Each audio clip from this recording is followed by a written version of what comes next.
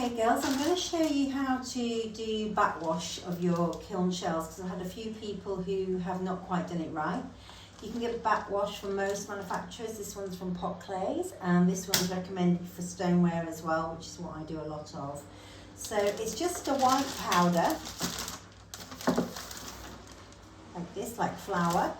So what I've done is I made a bit of a space at my sink and I'm going to make the backwash. So here we've got a jug and a spoon, and so you want to make it so it's like milk.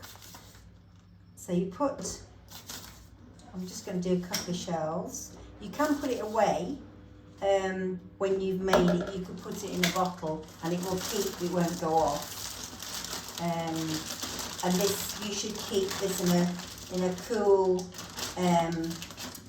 place, frost-free.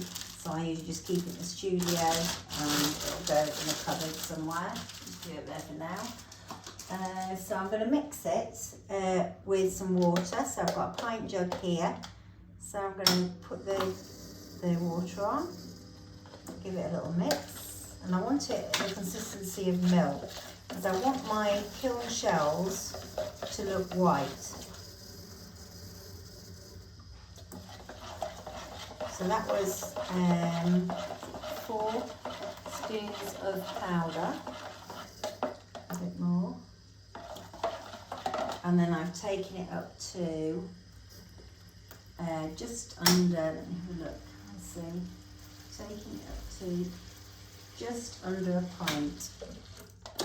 I'm actually going to be slightly warm water, it doesn't matter, just make sure it's dissolved, and it hasn't, there's a few little lumps in there, look. You don't want any lumps. Actually, I think I'm going to put, it's just under half a pint. That was for heaps. I'm just going to test it on a little bit of a tile. So here we've got a little bit of broken shelf.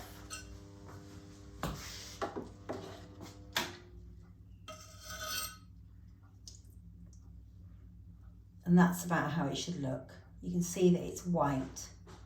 Not too thick and not too thin. So this cream should appear white and it will last a few months, and then when it's starting to be cream again, you would put the backwash on again. Now you can either pour the backwash over if you want, so you could go to the sink or go outside and pour it over, or you could paint it. So if you paint it, you just need a big brush. You could either use a fan brush or just a big household brush. Now, the reason why we like to backwash is for this reason. This is a new shelf and naughty Rachel did not backwash it. And the first stoneware firing that I did decided it would drip. So now I will have to Dremel that off and it'll take forever. And you think, oh, okay, I'll use the other side. But what happens is when you use the other side and that softens when it's fired, it might drop off onto the pots underneath. So I'm going to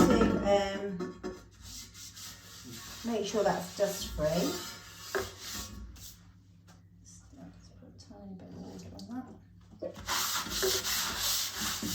dust free, and then I'm going to backwash. I'm going to give it a little whisk because there's an odd lump in it. And this will separate out, so when you use it again, you'll need to give it a good whisk again. Okay, so I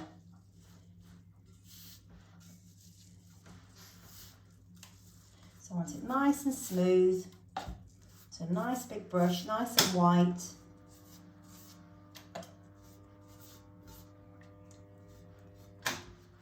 And this will lengthen, you know, the time, your shells will live a lot longer. This will, when something drips on it, it's a bit like corn flour, it'll help, it'll come off a lot easier than it will when you've got a bare kiln shelf that's not been backwashed. Okay, so that's a lovely smooth application and it is now white. And then I would burn that in before I used it with pots on. I'll burn that in and that's it. I hope that was a useful little video. Thanks for watching. Bye.